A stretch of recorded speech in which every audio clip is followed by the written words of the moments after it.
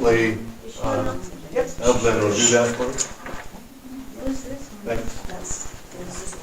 And from there, we'll go on with the meeting. So.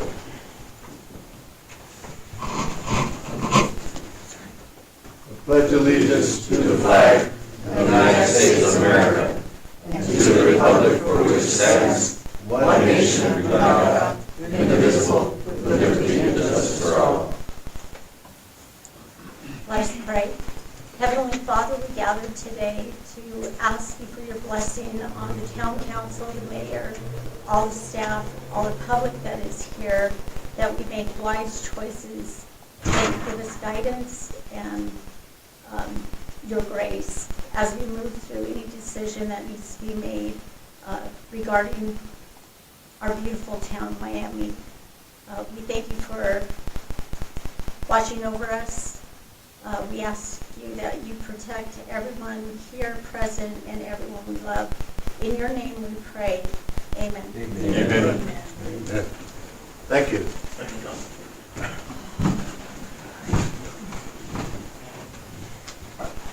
Okay. I called this special meeting in the last meeting because we're trying to get beyond the disaster we had here, all the floods, and get back to where we were going on time and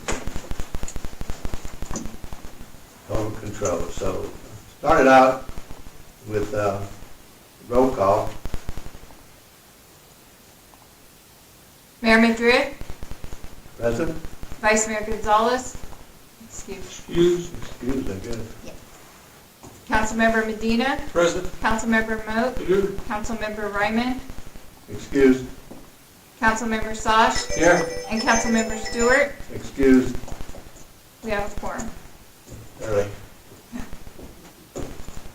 Okay. So we'll go down to item 4, business. 4A, it's all about discussion only for this particular workshop. Depending on what comes out of the discussions, we'll get it on the agenda for the next scheduled meeting to vote on it. But we wanted to get buy-in from the council and the town manager and his people on how we're going to start moving to get catching up to where we stopped before the flood and moving forward. There was a lot of things going on back then in the strategic plan arena. We started a survey looking through all of the blight related issues on the southern neighborhoods across from Highway 60. And we got a pretty good representation of what's out there in terms of something that we need to take a hard look at, and dilapidated houses. We want to try to get the owners out there to work with them and decide what we're going to do, especially with the houses that are not worthy of being renovated. They need to go down. So there's a lot of that work that we started. We've got a good plan in place. There's more work to be done, and we want to get that going again. It's going to involve putting together a committee in accordance with the law here, and also look at what else we can do in terms of housing. We want to get that going as well. So it's blight and it's housing. And then there's infrastructure that we can talk about in terms of how we're going to get that going, and do we want a committee for that. I believe that getting the right committees on at least 4 of the 5 priorities for our strategic plan. Maybe we need one for the 5th one as well, but we want to get that going, get committees going, take advantage of the pro bono offers that a lot of good qualified Miamians that were all vandals one time want to come and help. And, so we want to really get that going see how we can make it start. So I'll just walk through briefly the 5 priorities for economic development, housing, infrastructure, public safety, and annexation. And, the 4 that I was referring to were everything but the public safety. I think that's in good hands, but if not, we can add some help to getting that going forward. And in terms of the boards, commissions, and so forth, the laws that we have to comply with, there's several options for us to choose from, and we'll need to talk about which option is the right one for each of these priorities, from the task force to actual committees. And there's a couple of different committees. One is the committee just works and gives us a lot of information and lets us decide which way to go. On the other hand, another committee could be that we approve them. Well, councilman has to approve them, and they are given some power to make decisions on their own. It just depends on which is the best fit for all of us. So we'll be talking about that and see what the councilmen want to entertain and our town manager, and we'll go forward from there. So when you look at the strategic plan that you don't have, we did send copies out to a lot of people back in the days, April I think it was. And so the strategic plan for public safety is Manuel Hernandez's department. He's the director of it. And on the strategy for infrastructure is our town manager, Alexis. He's over that one. For the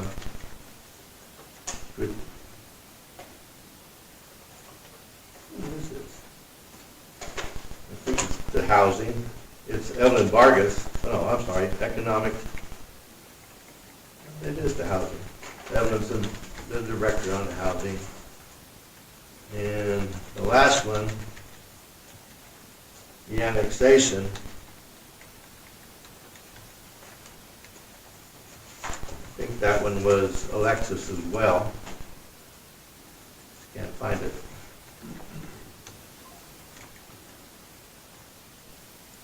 So we'll, I just want to give everyone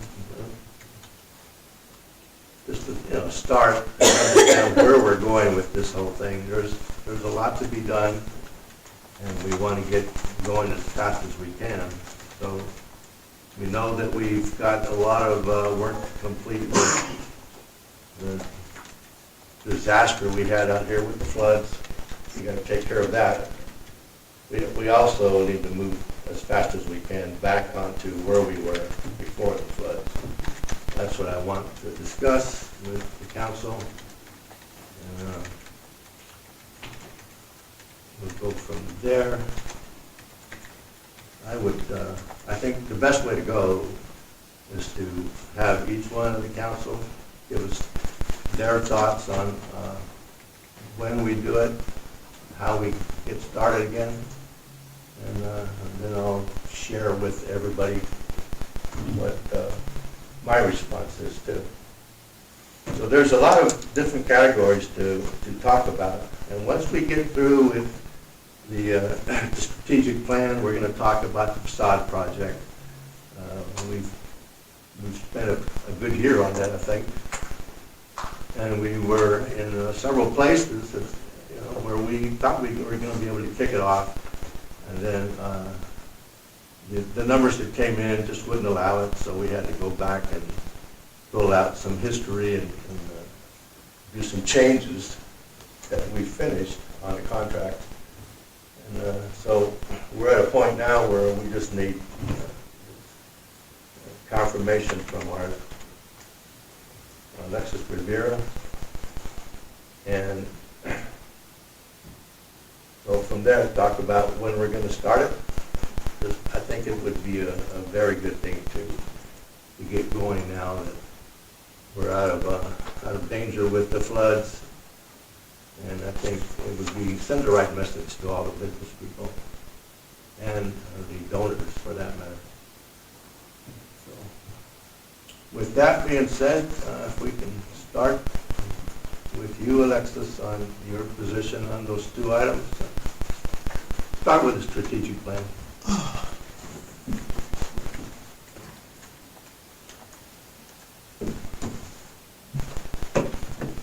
Good evening, Mayor and Council and public. We have a meeting today with Sunland Engineering regarding to the streets and sidewalks and all the damages that happened during the emergency on September 25th and October 12th. Basically, rough numbers is 10 plus million. And not only that, and with all the importance of the emergency, we need to take a determination where is the north that the town of Miami is going to be taking.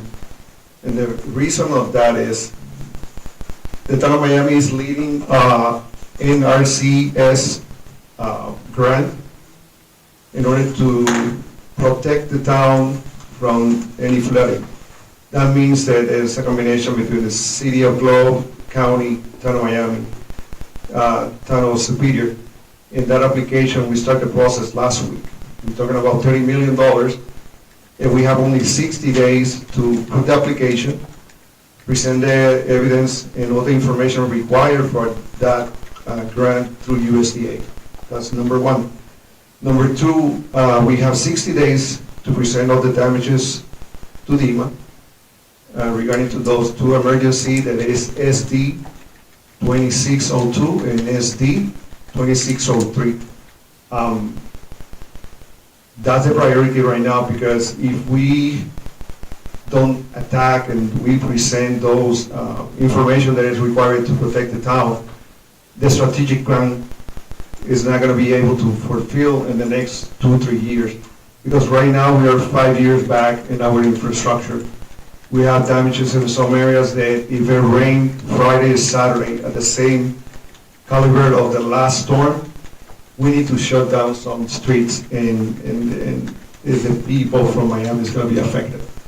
We need to be realistic about what is the north that we need to take today. We don't know if we're going to receive the positive outcome from FEMA at the state, at the federal level, declaration of emergency for the Gila County. That's the reason we encourage mayor and council to send emails and communications to Washington. We need help. We're right now in the stage of, and we sent already 2 communications to Eli Crane in order to put the pressure on FEMA. We need that declaration, otherwise financially we don't have the capacity to fix our town. We don't have it. We're gonna take 5, 6, 7 years to fix those roads in the condition that be safe. And that's the first element that we need to take in consideration, the safety of the population of the town of Miami. That's the position that right now, and like I say, we already have those meetings, we have those applications running, but at the same time is the dedication of the time, the staffing, in order to accomplish and continue with the project of the strategic plan. Because if we don't fix the town right now, when it's going to happen? That's the element that we need to analyze. When the town can be available and design a strategic plan based on these needs that we have right now. That's the position of our office. Establish what is going to be the most important element to accomplish, and at the same time the public safety. Like I expressed last week to Councilman Mount, we're going to be putting another officer, full-time officer for next budget. We are working, we have the release for the vehicles this incoming December. We're making those elements that is important for mayor and council regarding to public safety. But at the same time, we're running on the emergency of the town, the condition of the town. We need to inspect again Sullivan Bridge, because some areas got destroyed, basically affected by the flooding, and it's necessary to know the engineering, what is necessary in order to be safe that bridge again. That's our position, and like I say, we need to decide what north we're going to be taking from now on regarding to that. Okay. Mayor, Go ahead. Alexis, where are we at on the annexation? That process stopped. In the light of this emergency, we need to analyze how we're going to be supporting that section future-wise if we continue with the process of annexation, because it's more square mileage on roads that we're going to adapt in. We're going to take a change it to sewer system on that area. There's a lot of elements that now with this emergency, they open the door to make a consideration and make in a meeting where we want to go, that we have the funding in order to annexation to create that element in the first, let's say, 4 years, 5 years. You know, the financial element of the town is going to play a very important role on the annexation process.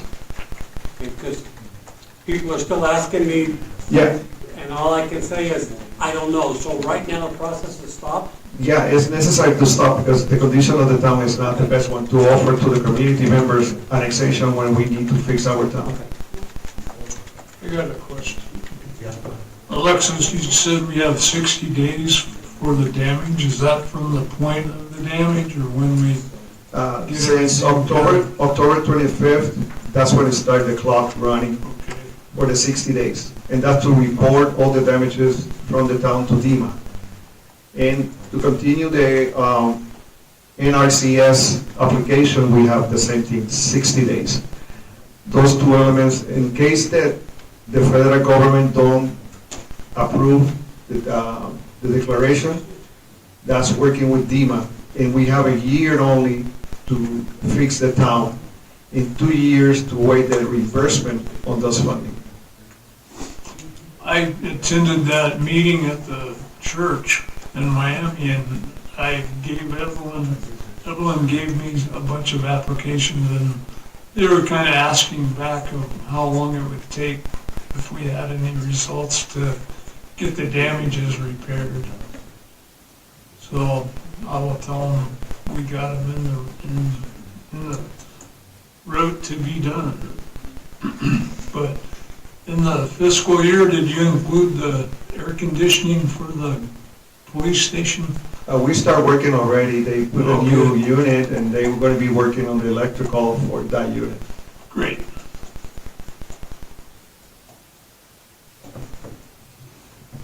Councilman Medina? Your thoughts? Yes. My thoughts are that in other organizations that I was involved with, we always had a map and usually a flip chart. And we tear off pages as we were progressing, because sometimes your memory fades. And we can always look back at whatever we were last working on and what kind of progress we made. And then one organization, we even had sticky notes that we would put on there. And that way you can move them around as we progress. We even had logic trees on those flip charts.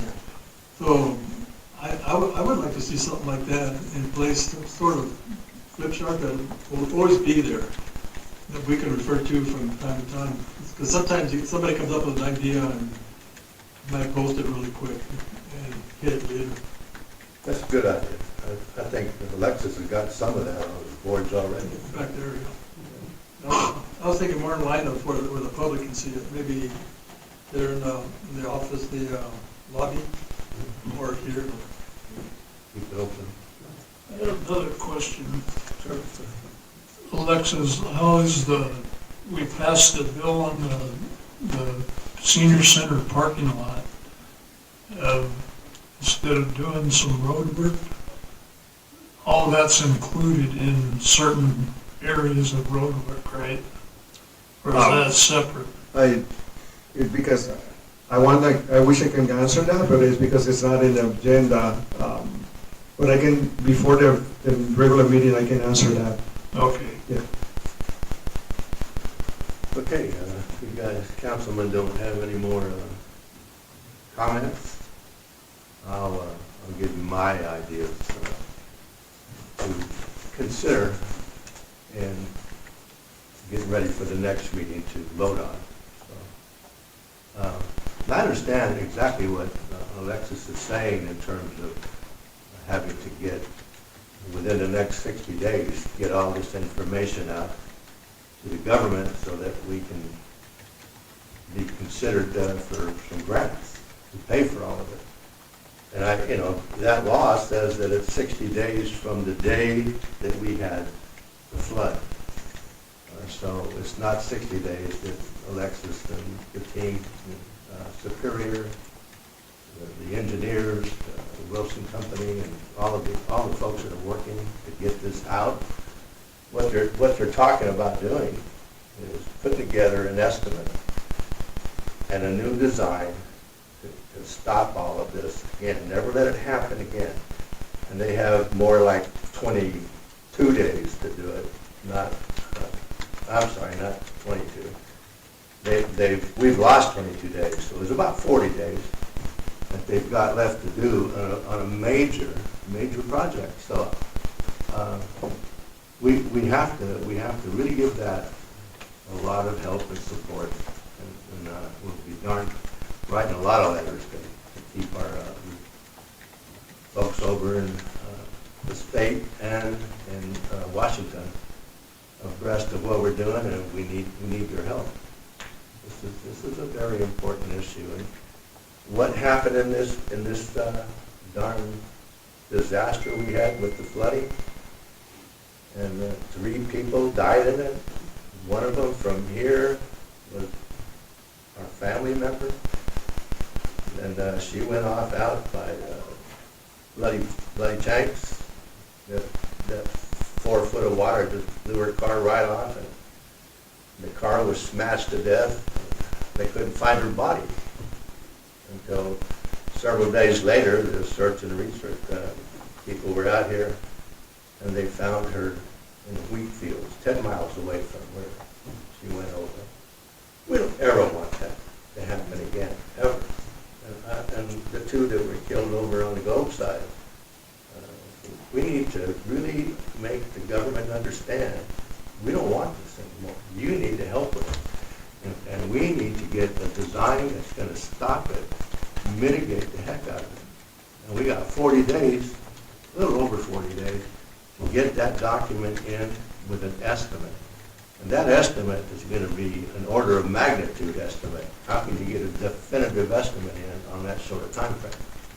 But that's the way the government wants to work. They want to give 60 days. We give them an order of magnitude, and then we get going.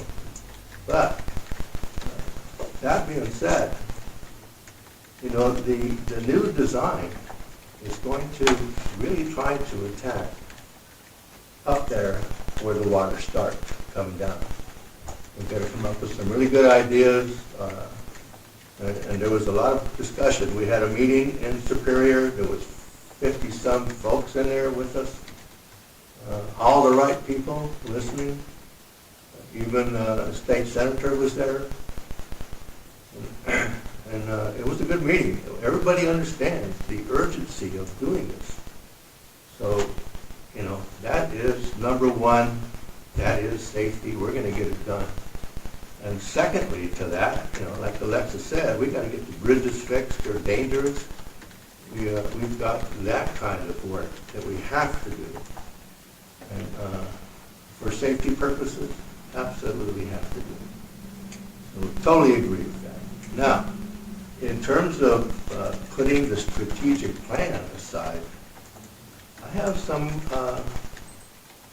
comments on that, because what we have is a great opportunity to bring in some well-educated, Miami-loving people in various entities, engineering, financing, all of that. They're out there, they're wanting to jump in here and help us on pro bono. It's not gonna cost this town any money.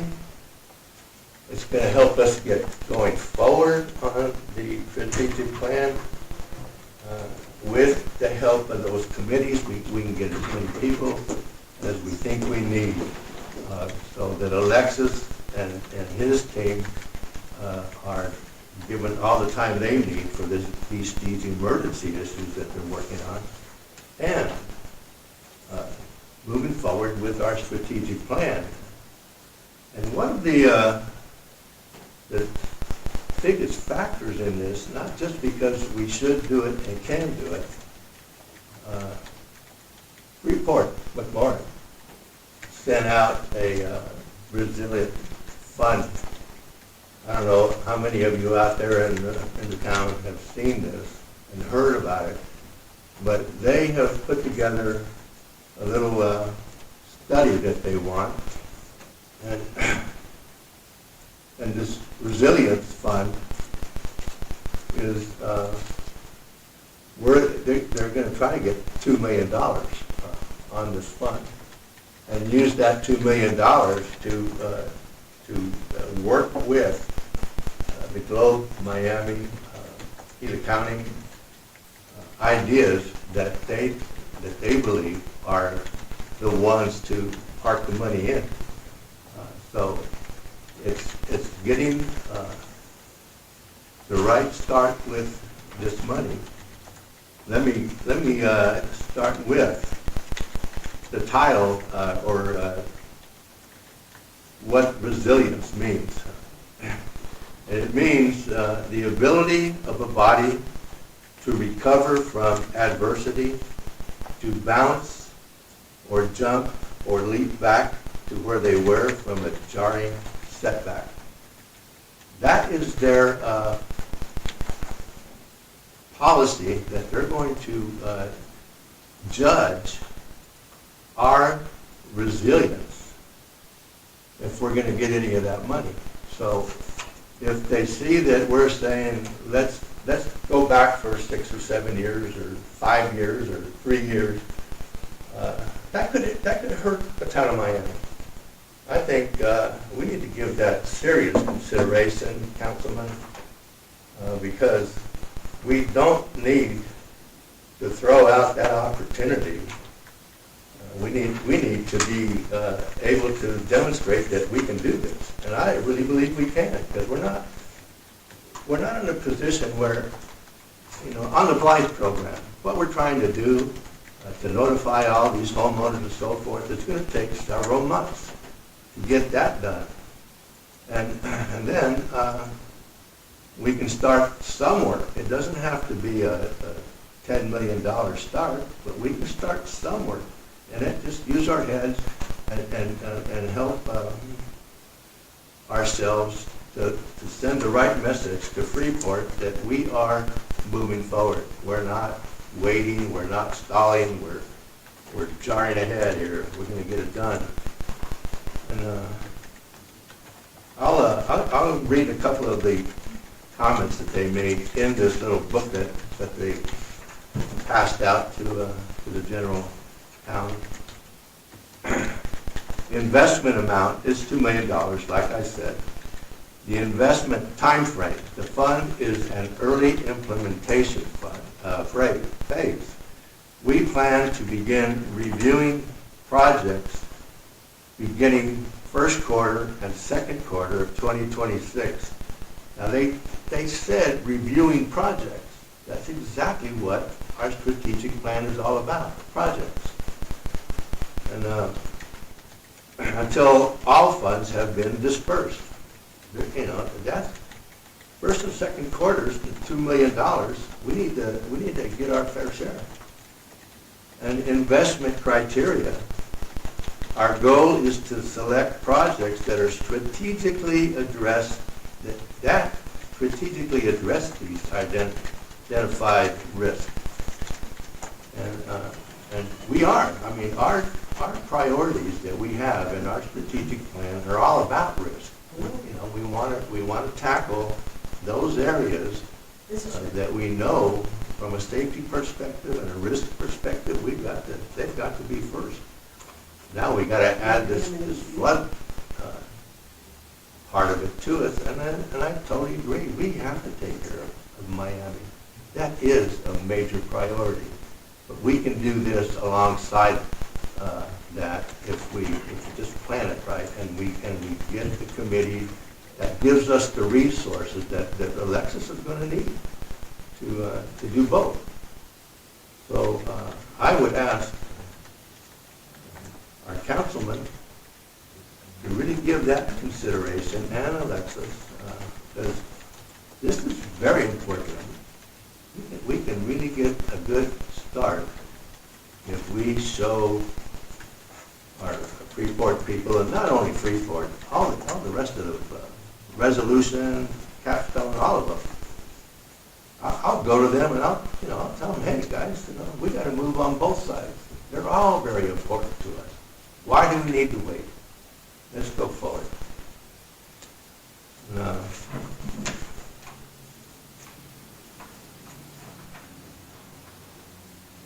So, if any of you want to comment on it now, you can.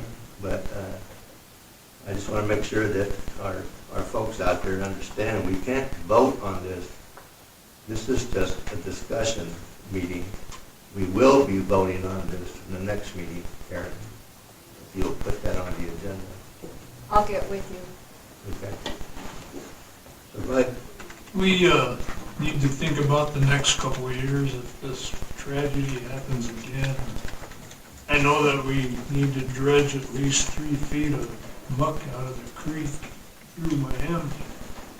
And all that stuff that was dumped on the road work to save Highway 60 right outside of town here, we could have killed 2 birds with 1 stone. That stuff's going to come back down into our creek on the next storm.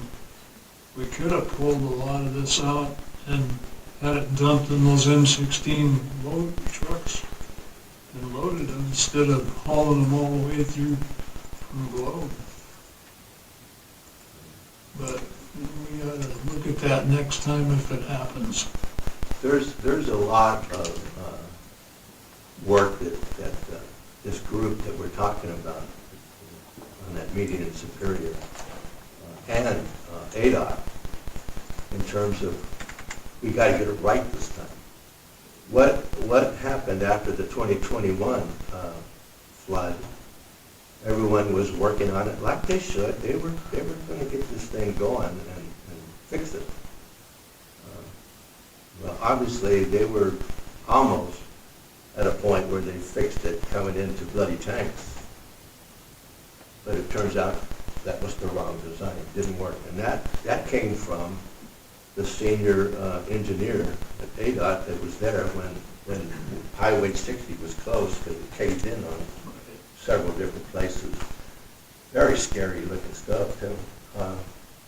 So what the challenge is going to be, and I'll let Alexis, I think you were in a meeting over there with them. I want to really get into that with you guys. But you were in a meeting over there. They know that, at least ADOT does, and I'm pretty sure I mentioned that in the meeting on November 3rd when we went over there to talk to all of them. I let them know that ADOT feels like that was the wrong design. They should never have done it. They've got to come up with something better.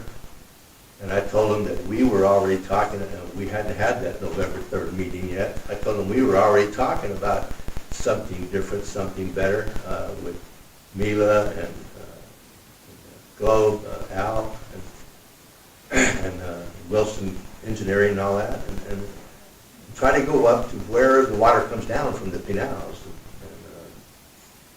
put some blockades up there. Keep the water going in a controlled sort of way. Mitigate the heck out of it. So what's it going to look like?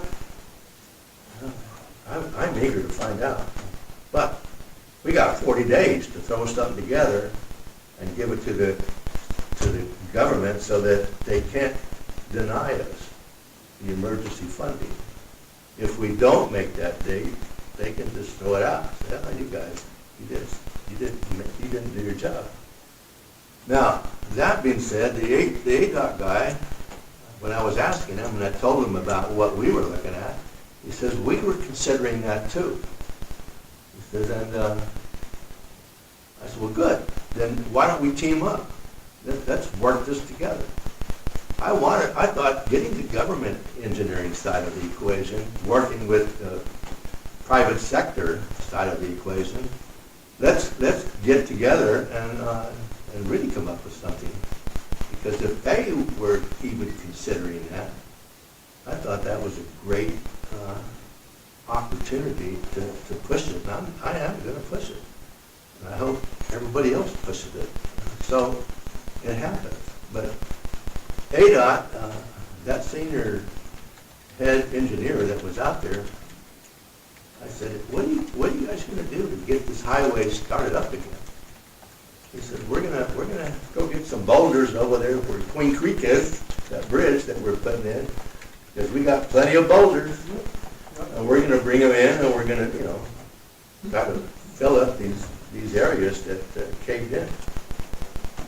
Wow, that's gonna be a heck of a challenge to get those boulders in. You're not gonna be able to back those trucks up and very close to where that road was. And he said, no, I know, but they got it done, at least for now. But it is not a permanent fix, and it's never going to be. And he said, I really believe that we're going to wind up having to go with bridges. And, whatever it is, it better be the right thing. We never had this flooding problem until we got the burn scar, that big fire. And I asked that lady from ASU that was taking samples, soil samples in the area, that they were gonna plant trees. They said that wasn't in her area, that was more in the Forest Service line. If we could take care of that burn scar, I know it's gonna take many years for trees to grow back. We started now. I'm glad you said that, because I wanted the Forest Service, so did Mila and Al. We wanted the Forest Service to be represented at that meeting, and they weren't. So that's some more work we got to do, is to get them on board, because they're a big part of this. May I speak? May I speak? Can I speak? Was that, was somebody May I talking? speak? We don't have a public thing, but you can speak in the next meeting. Okay. But I thought we were talking about the strategic plan. well, We're talking about the flood. some of the laws here are a little complicated, I'll tell you. Mayor and Council, a very important clarification regarding to the FMI resilient program is designed for the community members to go to the survey and recommend where they can allocate those funds. It's very important that community members know that. Those $2 billion that is for distribution between the city of Globe and the town of Miami is going to be determined on the survey when the community members click on that. They're going to show where they can allocate those fundings in order to move forward with the resilience program. Yeah, but they're gonna do that based on what comes in on the survey. Yeah, it's actually based on the recommendation from the population, the community members. That money is going to make the distribution based on those elements that they identify on the survey. Where's the survey?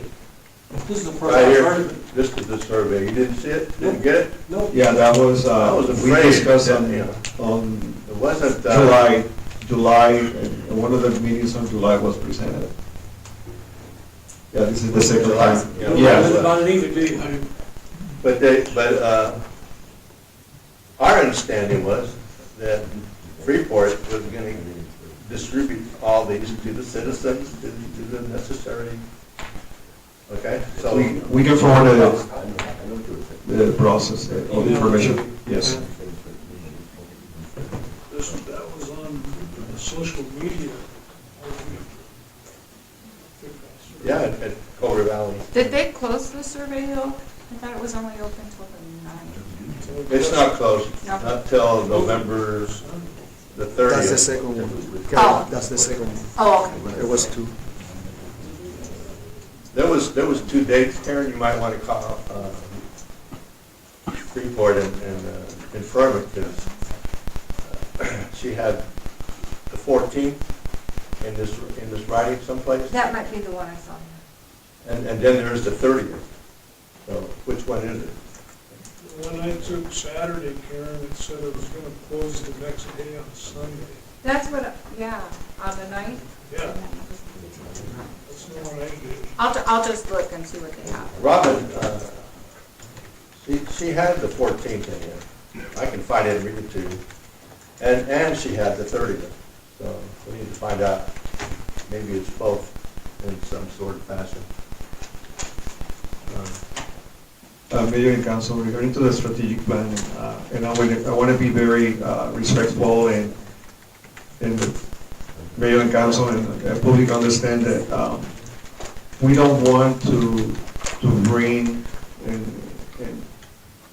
because we have the emergency and we need to apply for those, present those grants and those petitions for funding. We have those 60 days, and I want to correct some elements. It's October 25th is when the 60 days start counting. That was the date of the meeting with DEMA, and that's what they established when we signed all the documentation requests by the state. But we need to understand that on the infrastructure part is affected right now, and we're going to be taking care of that either with the declaration of emergency from the federal government or either with DEMA with the state level. I want to put that in the table. The infrastructure is already part of the emergency. Second one is the blight process. We start, as I mentioned in the previous meeting, we have Big D, the housing section from Big D. They start the conversation and the process with the ownership of the two individuals that own the stretch firm, Live Oak, those buildings that got burned. They start the conversation with the ownership of those properties and see if they can develop a housing project. We don't know where they're at right now, but we provide the information that they requested last week. Moving forward, we need, like your request, to put at the calendar the conversation when we're going to start, what is going to be the priority between the emergency and the strategic plan. Because like I said, you have two elements that's already part of the emergency that we need to provide information to the federal and the state government about what we lost. But at the same time, we need to be respectful on the individuals that want to help the town on that process for your strategic plan. It's not that I'm against, but we need to be savvy on the time frame and because we don't want to lose the opportunity to restore the town of Miami. Right now, it's a difficult moment, but at the same time, it's the door to rebuild the town of Miami as part of the roads, as part of the infrastructure that need to be done years ago. You know, that's the reality. But again, we need to be we're going to continue, our office is going to continue the process with the Wilson Company and U.S. Army Corps to request the application, the funding, emergency funding. At the same time, we continue pushing the individuals in Washington to make that declaration because it's necessary. Otherwise, we can create and design the best strategic plan, but if we don't have the funding, the millions, not is thousands anymore, it's going to be a very challenging. We need to be moving forward and establish those priorities in the next meeting. Yeah, very good. I totally agree with you, but I have to say that the emergency component, the blight is just, I mean, it's a risk that we're living with. Okay, we just drove in today, those houses behind us up on that hill. There's a big collapse of the roof. I mean, we know we gotta get that stuff out of here, and we can't wait. And if we take advantage of all these people, I don't know if you read that email that came in 3:45 today, but if you haven't, you need to read it. And I asked Karen, and she probably hadn't seen it yet, when I asked her to pass it out to all the councilmen. We have access to some really well-educated folks that are Miamians, they love Miami, they want to participate, and Alexis, if we can get those kinds of resources to work with you and us, my gosh, we could do a lot. Whether we get the money to push it on through, that is something we'll have to wait and see. But to keep moving and to meet the obligation in this thing, how could we lose? And if the committees get to the point where there's nothing else to do until we have some money to do it, fine, we'll have to pause there. But I think we have to give that serious consideration. We don't want to make a mistake. I totally agree with you on the emergency and how hard it's going to be, but we'll bring in the resources. I mean, we, the council, and you, okay, we'll bring in the resources that are available, and they want to help us. So why in the world wouldn't we want to go give it to Evelyn? She can pick up 4 or 5 people or whatever she needs for the housing and for the blight, and keep pushing that forward until we get to the point where we need money, or we find a developer that wants to go ahead and work with Miami, and they'll go build the houses and sell them if we turn the land over to them. There's a lot of different opportunities that we need to really evaluate before we vote on this, because it's important. I'd hate to see us working so much on the road that we have a fire up there on the south and the neighborhood's burned down, and it's something we could have stopped. I don't want to see that. Nobody wants to see that. I know you don't. Nobody does. So let's do what we can. So at least, if it ever did happen, God help us, we could at least say we were doing everything we could. And that's what I am asking the councilman to consider. Let's do everything we can. And man, if Freeport is looking for, people, government people that are running the communities, to be those who are going to, push forward, no matter how hard it is. That's what this says: adversity to bounce forward. If we're that, if we're seen as Miami's doing that, man, we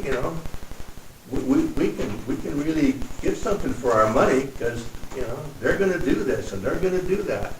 It is not just Freeport. We could sell that to Resolution. We could sell that to Capstone. I'll go out on the sales. It's time for us to push it as hard as we can. If we don't do that, shame on us.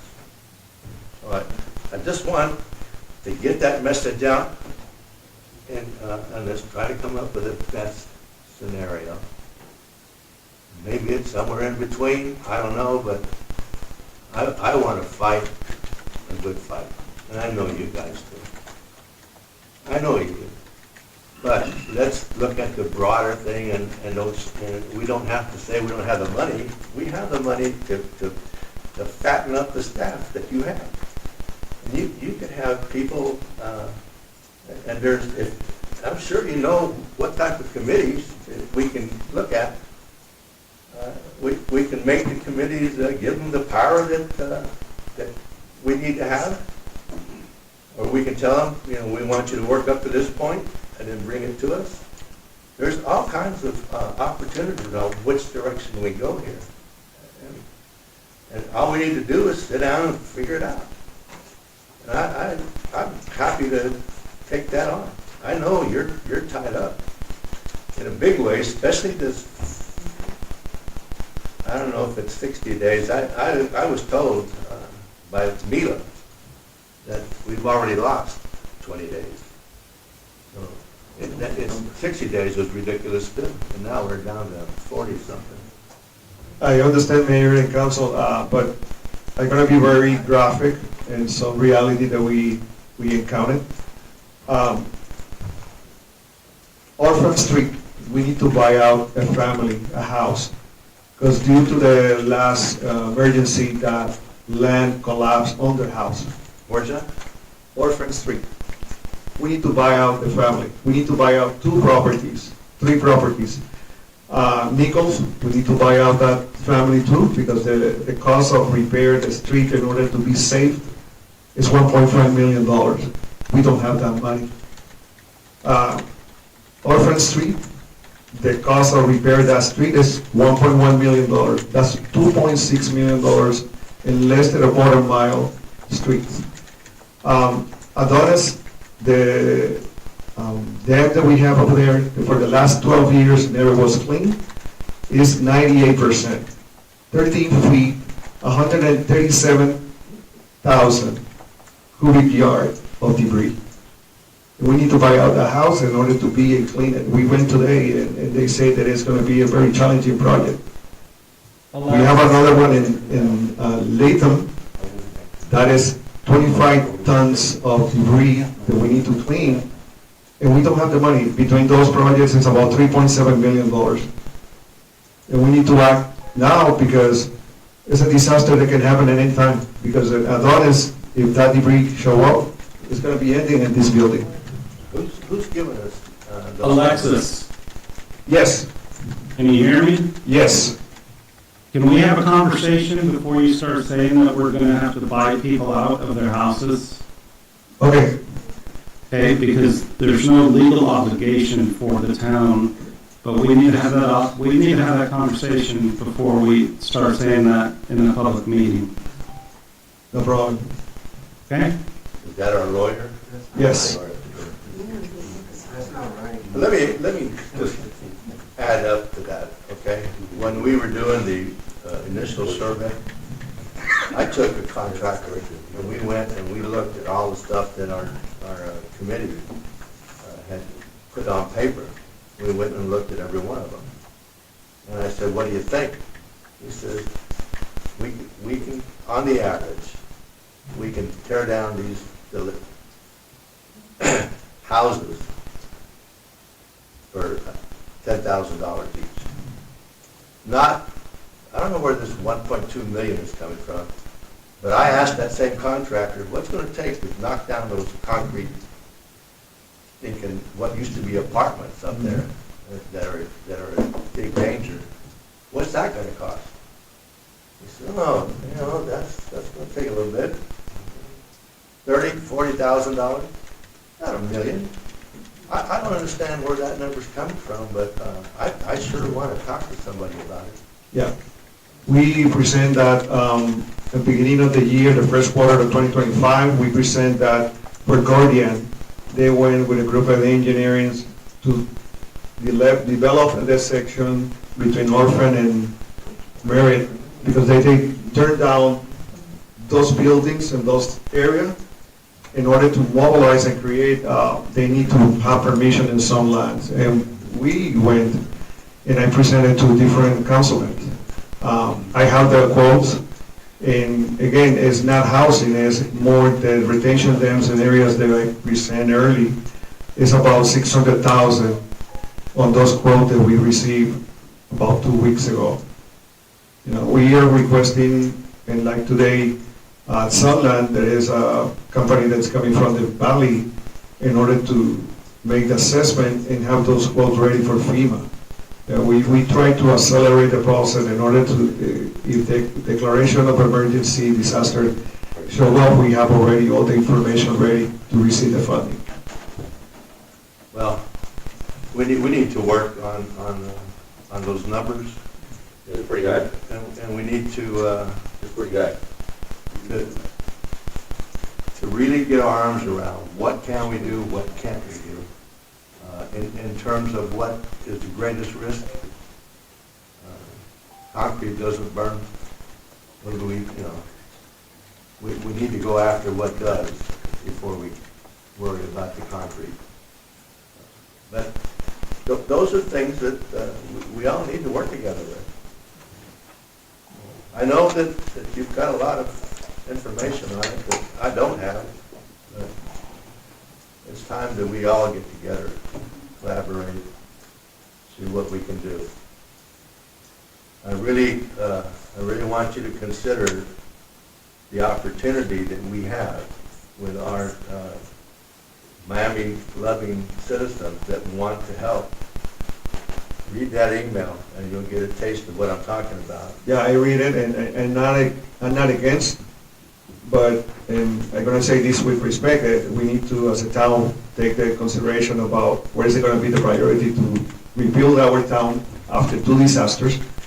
And yes, we are open to work with them, but at the same time, we need to be the realistic part of we're working with Washington, and depending on what they say, yes or no, we need to create a solid element of how we're going to restore it without funding from Washington, our town. No, I understand that. And that's an element that is a reality. Yeah, They show open the door. We need funding. It is for some individuals, they don't realize that millions is not thousands anymore.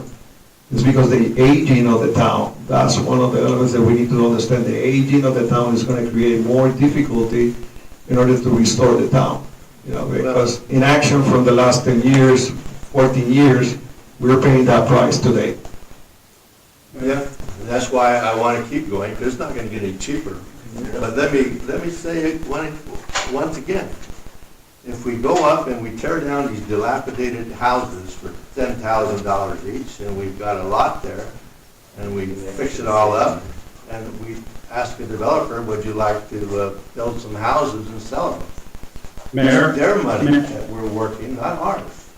Mayor, Yes. if I could, when we do an abatement, the town would have to go through and go through the abatement process, and like he said, it would be about $10,000. But that doesn't mean that the town then obtains ownership of the lot. The property owner then has 10 years to pay off that debt.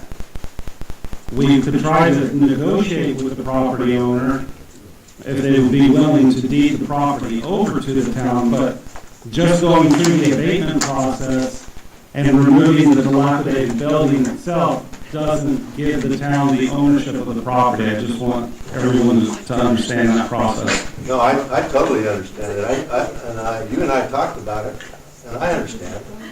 But that's what we have to do. We have to take these extra resources and let's talk to these people.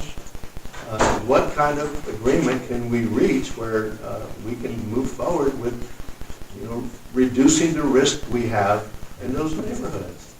This is terrible. If we can't talk and negotiate and get it done, shame on us. But I understand that we have to go through the abatement scenario. I have a comment, Mayor. Go ahead. In that survey, Karen, they asked, Freeport-McMoRan asked our community what we thought of them being involved in our community. And I more or less said, I think that Miami's been kind of neglected. But I also thank them for all their generous donations and equipment and manpower to get through the disasters. And I wanted them to understand that as a councilman here in the town of Miami, that they could do more.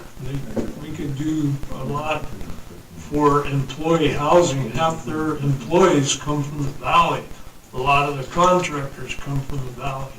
75% of them. And if we can get some of these houses demolished, the owners changed into different hands, we could start rebuilding the town of Miami for employee housing.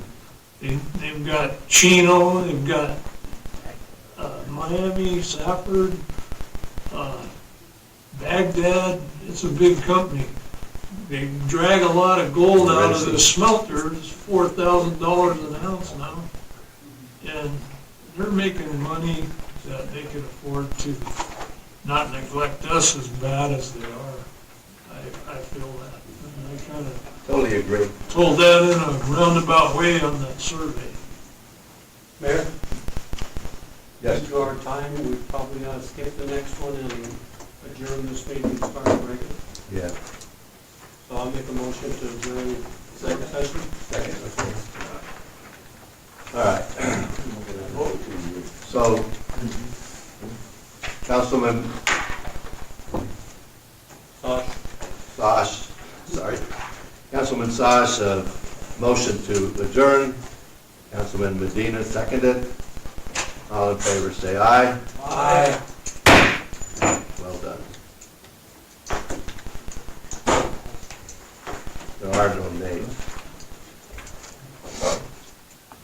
So we're going to bounce over. Aaron and Alexis, just so you know, I'm gonna step off since you only have one agenda item, and I don't think there's gonna be any legal questions, but feel free to call me, so that way we're not incurring unnecessary expenses. Thank you for the gift. Thank you, Joe. Hey, Joe. Have a great evening, everybody. You too. Hey, Joe. Yes, sir. You owe me something on M Hill, remember? Yes. Okay. Don mentioned that, and I apologize, I will call you tomorrow.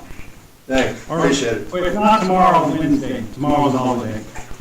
Okay, Wednesday will work. Okay, thanks, Mayor. All right. It's at 9.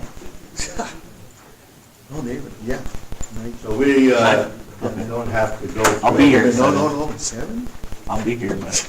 Yeah, I'll be here too. We start with the Pledge of Allegiance again. Yeah, we'll call to order so I know what time we open this meeting. Okay, call to order. The general meeting, or regular meeting session. We'll start with the Pledge of Allegiance. And after that, invocation. And then we'll go with the roll call. Pledge allegiance to the flag of the United States of America, and to the republic for which it stands, one nation, under God, indivisible, with liberty and justice for all.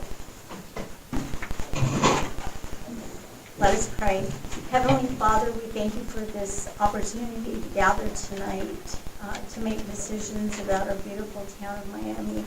We thank you for your mercy, your grace, your strength, and getting us through this last couple of months through all the flooding. We ask that you grant all of us wisdom, consideration, kindness for each other, and we do this through your Son, Jesus Christ. Amen. Amen. Amen. Thank you. Okay, roll call.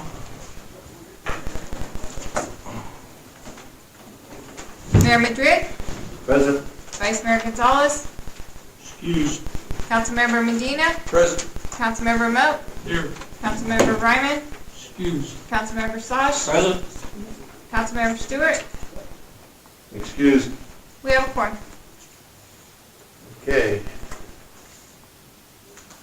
We'll go down to item 4 on the agenda, consent agenda. All items listed below are considered consent calendar items and may be approved by a single motion unless removed at the request of a council member for further discussion and action. Other items on the agenda may be added to the consent calendar and approved under a single motion. Item 4A, consideration and possible action to approve the council minutes of October 21st, 2025, special meeting, and October 27th, 2025, regular meeting. Mayor, Yes. I'd like to make a motion to approve the consent agenda, items A and B as stated. Second. Okay, Councilman Sash made a motion to approve. Councilman Medina seconded. All in favor say aye. Aye. All opposed, nay. The ayes have it. Item 4B, consideration and possible action to approve the Town of Miami payroll for October 28th, 2025 for $84,512.91.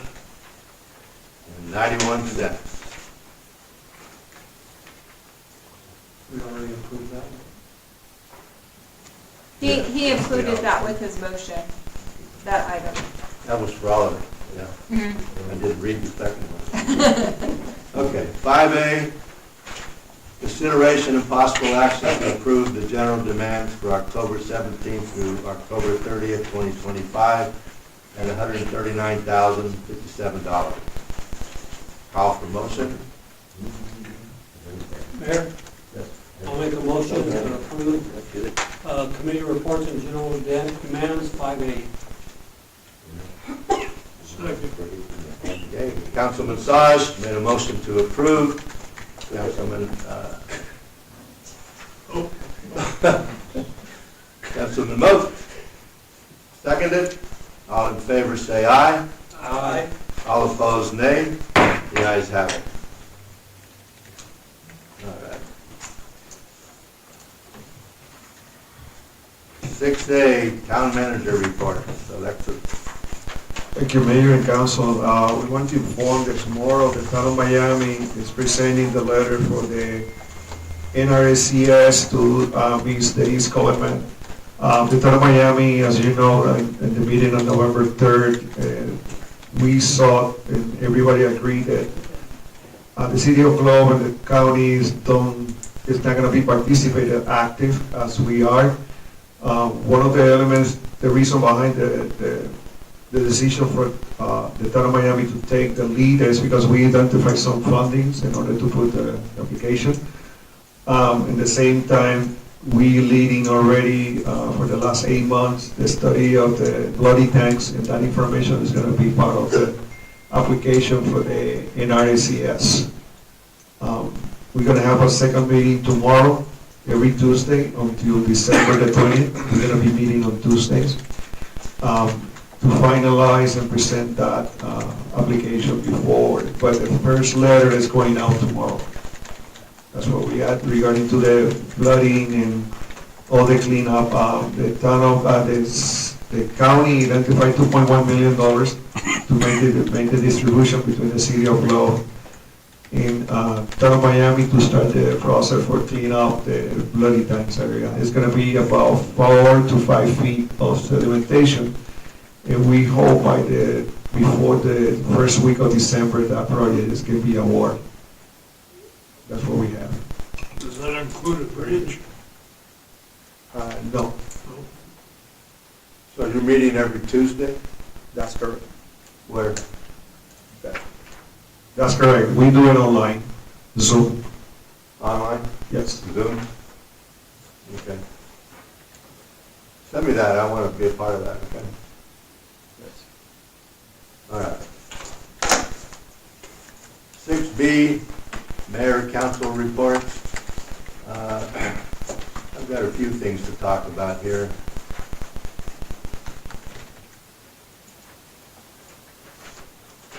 We talked about a lot of it already in the other meeting. Need Miami curfew. Where do we stand with that? We talked about getting a curfew for a few months. Recently, we encourage, again, we send a message to the chief of police and the officers regarding to the curfew, that to be more aggressive. Back in the last 2 quarters of 2024 was very active, the police. Now, we're going to be having another officer coming up, hopefully in the next 2 weeks, correct? Yeah, in the next 2 weeks, we're going to have another officer. And I know that the chief of police is going to have a very aggressive plan moving forward December 1st. Good. Good. We sure need that, baby. A lot of people are asking me about it. All right. We talked about the Freeport Resilience Program and set strategic committee for approval. there's one other issue that I haven't talked about. There's I'm going to read this to you, all of you. There's a reunion of the classes, annual bando Christmas. I guess it's a combination. And it starts, date is December the 6th, 2025. The place is in Miami, William Plaza Gymnasium, where we'll meet and greet at 11 a.m. in the morning, runs at 12 p.m. Cost per person, $20. Pay at the door. And if you want to talk to anybody about it, it's Del Sanchez, Richard Trujillo, Annette Trujillo. You can contact them. They'll have these probably in the office here in the front. You can look at them.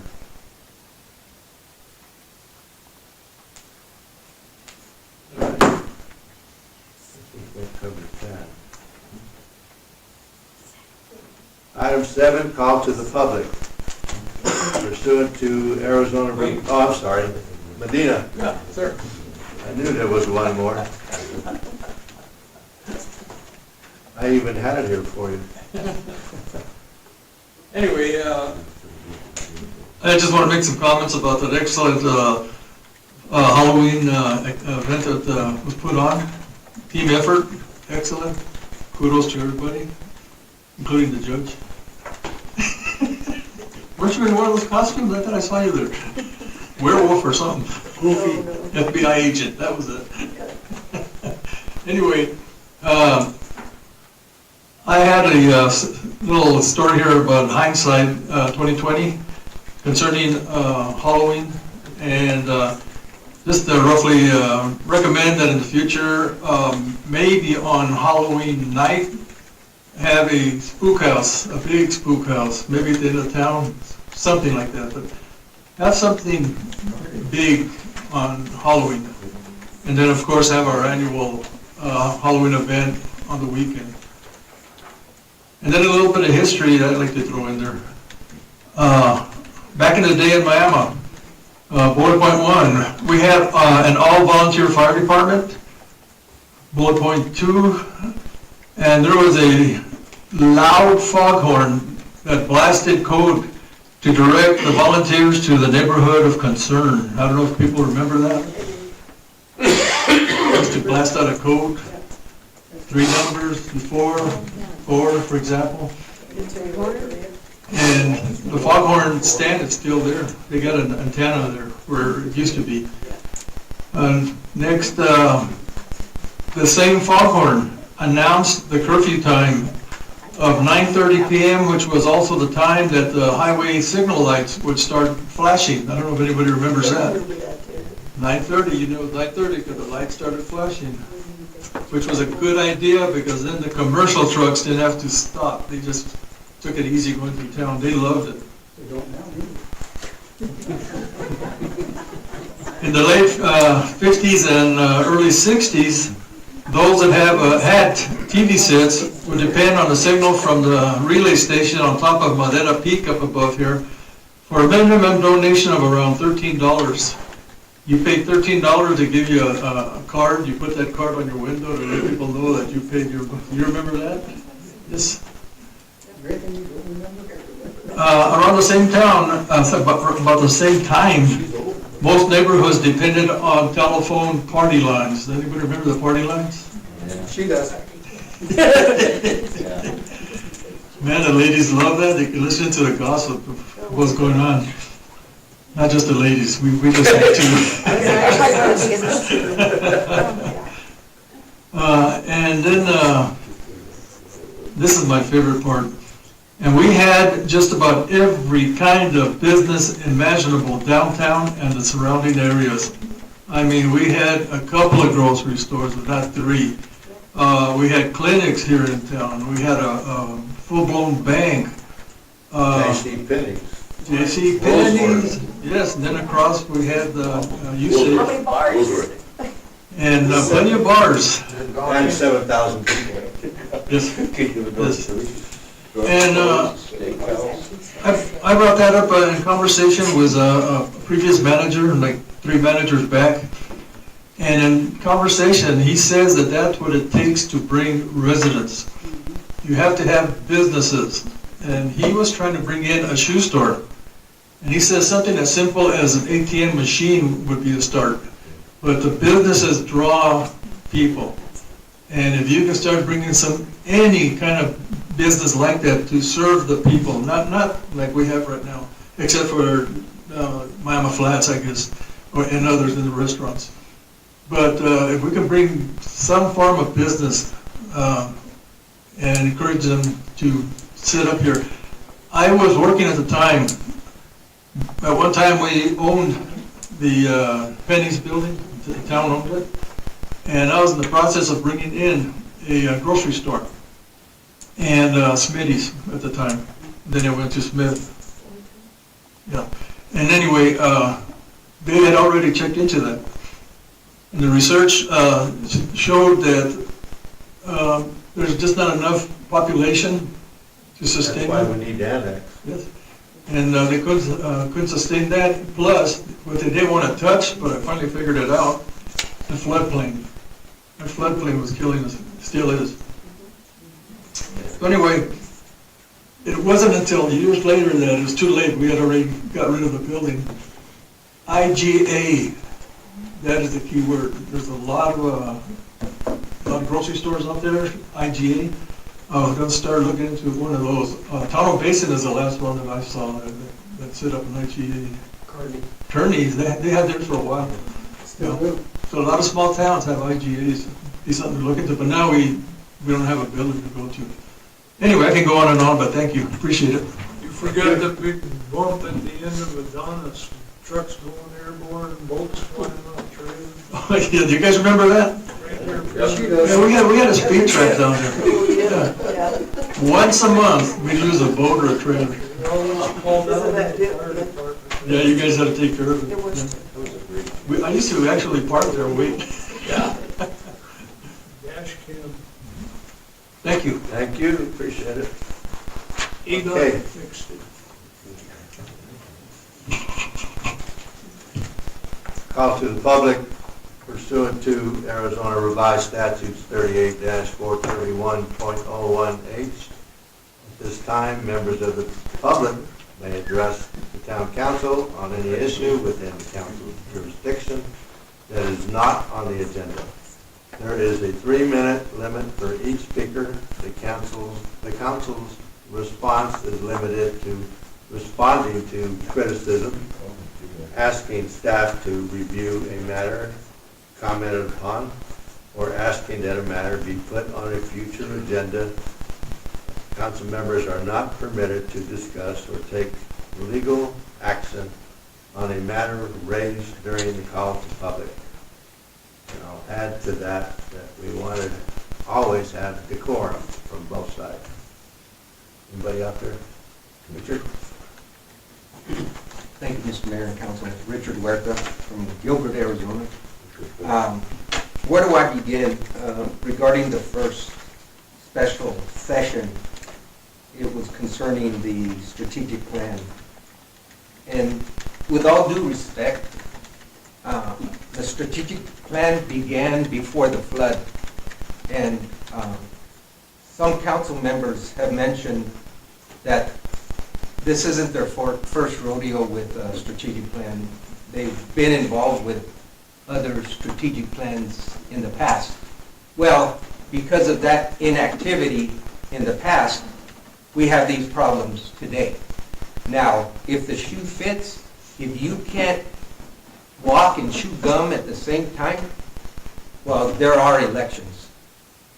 You know, we still have to work on this strategic plan no matter what the flood did. And with all due respect, yes, lives were lost. But we had the first meeting, and from my count, I think there were 4 or 5 people from out of town. And we only had 3 representatives from the town. That is atrocious. I know some are working, But at 3 o'clock in the afternoon and 1:30 in the afternoon, where are the other councilmen and the town manager?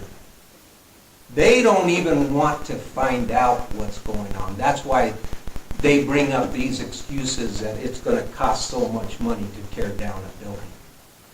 Well, have they checked on other options? Like maybe buying a truck? Were there other options looked at to buy maybe a cheaper truck instead of the amount that was used? That's what I would like to know.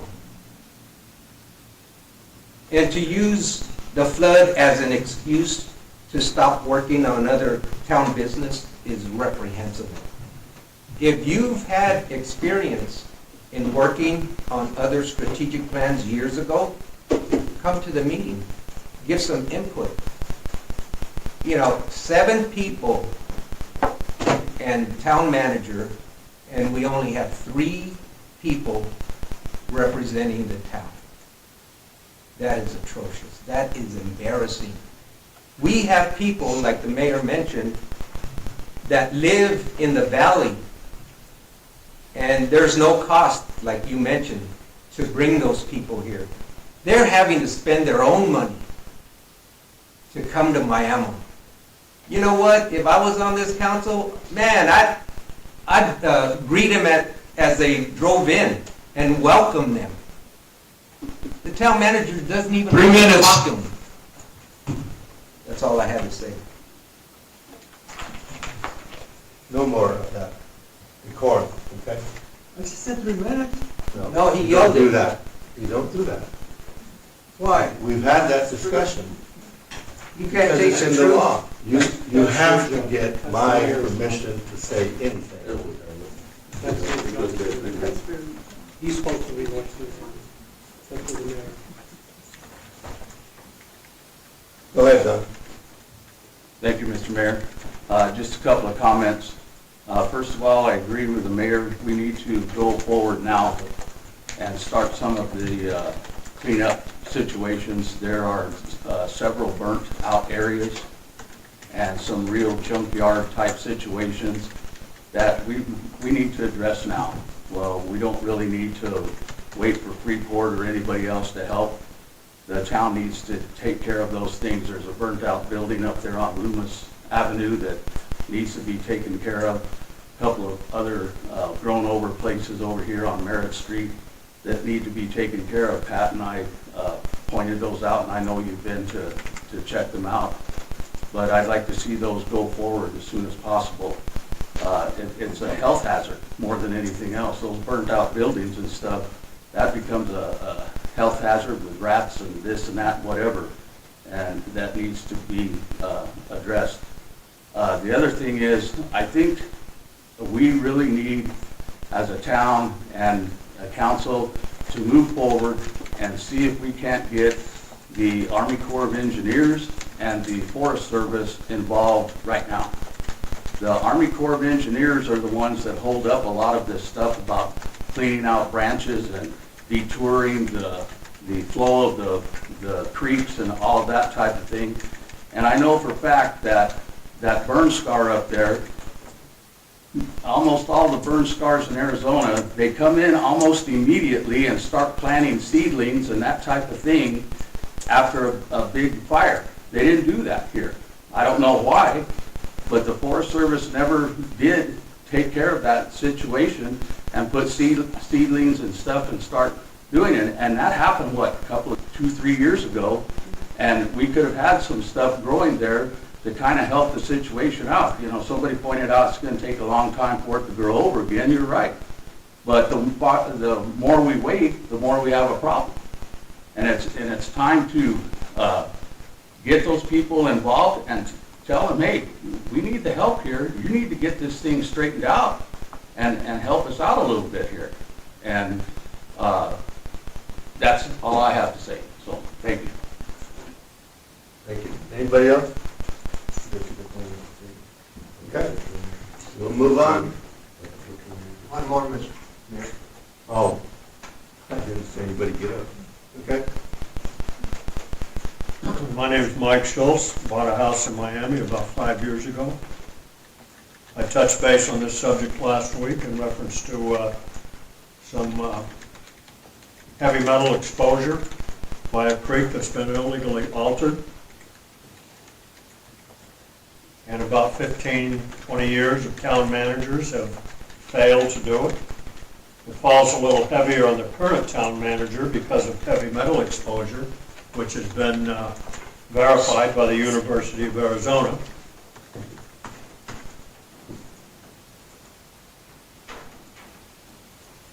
What is a heavy metal exposure danger to kids? Heavy metal exposure is dangerous for children. Usually went into a lot more detail. My apologies, I'll try that again. What's the danger of heavy metal exposure to children?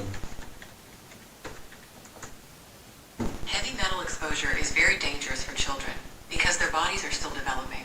It can cause irreversible brain damage, leading to lower IQ, learning difficulties, behavioral issues, and even ADHD. Exposure also impacts growth, development, and can damage organs like the kidneys and lungs.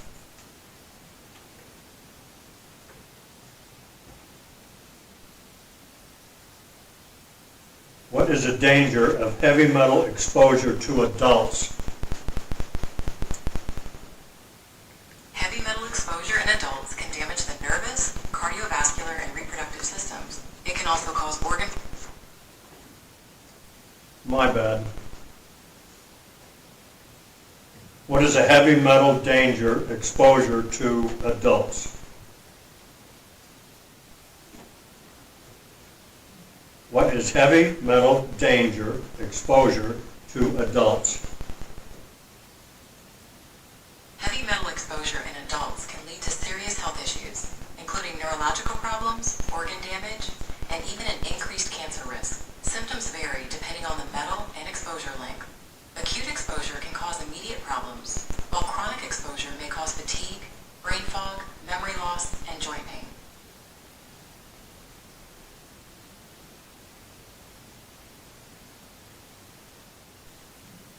What is heavy metal exposure danger to seniors? Heavy metal exposure is dangerous for seniors because it can speed up the aging process and increase the risk of chronic and neurodegenerative diseases. This exposure can also lead to accelerated frailty, cognitive impairment, and even increase the risk of death, along with conditions like heart disease, kidney disease, and brain damage.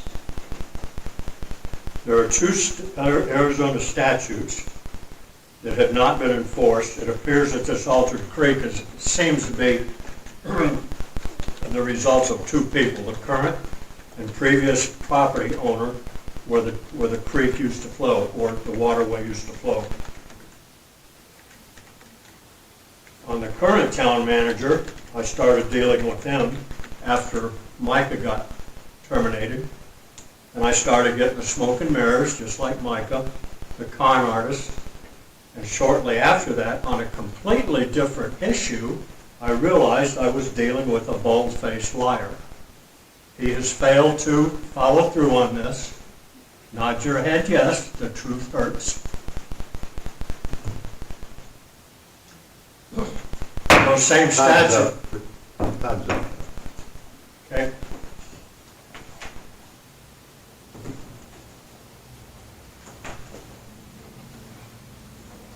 Oh, no. Keith,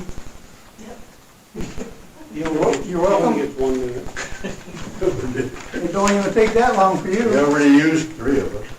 That's good. Walking up here.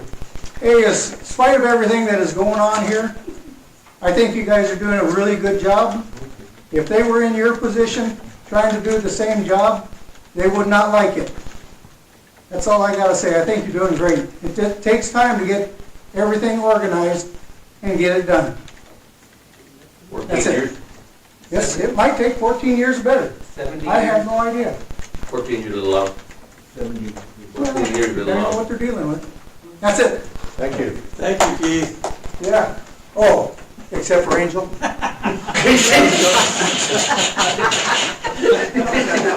agree. I paid you too much, Keith. You didn't use the whole 3 minutes. I know, I want my money back. I heard that some people agreed with you. Oh, yeah. But she knew. Moving on. Item 8, there's no unfinished business.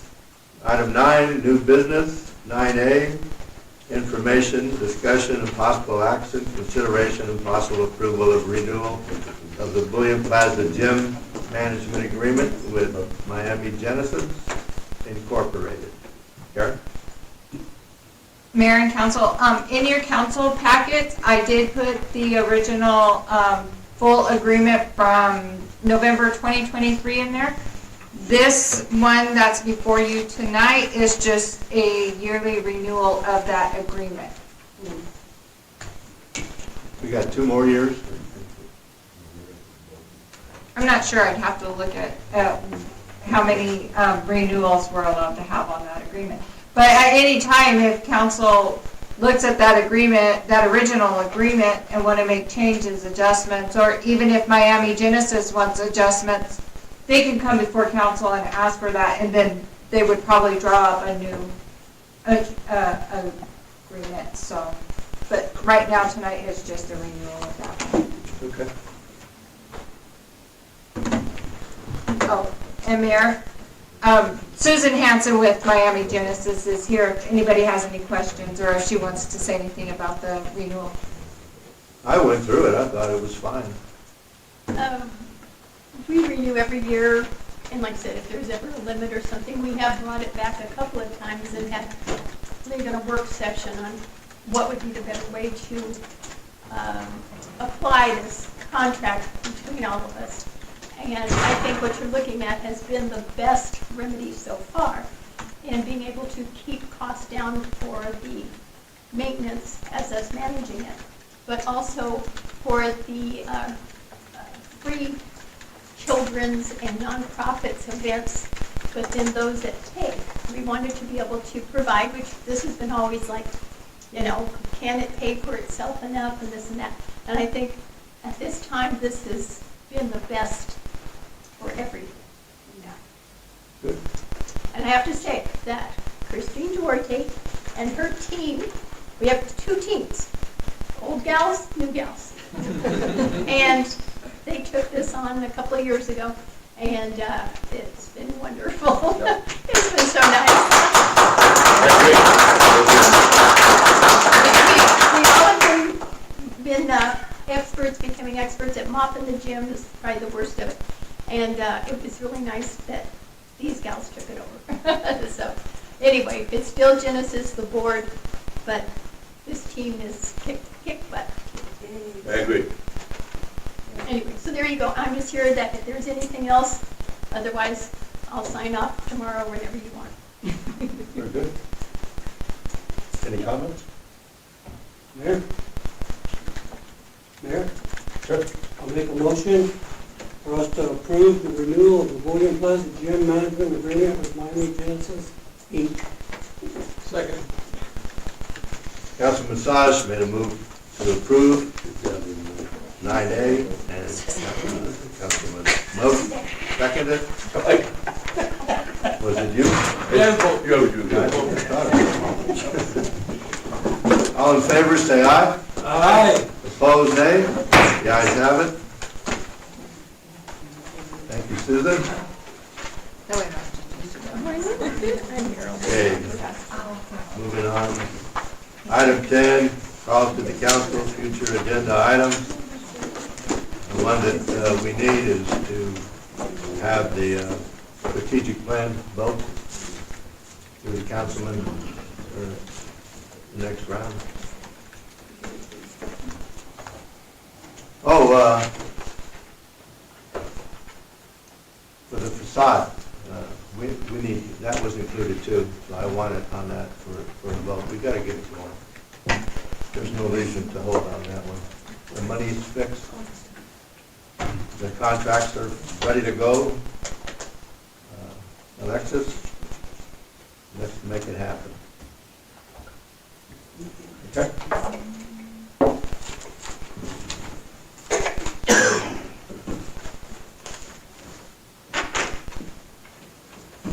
With that, We need a motion to adjourn. So moved. Second? Okay, Councilman Medina made a motion, Councilman Stosh seconded. All in favor, say aye.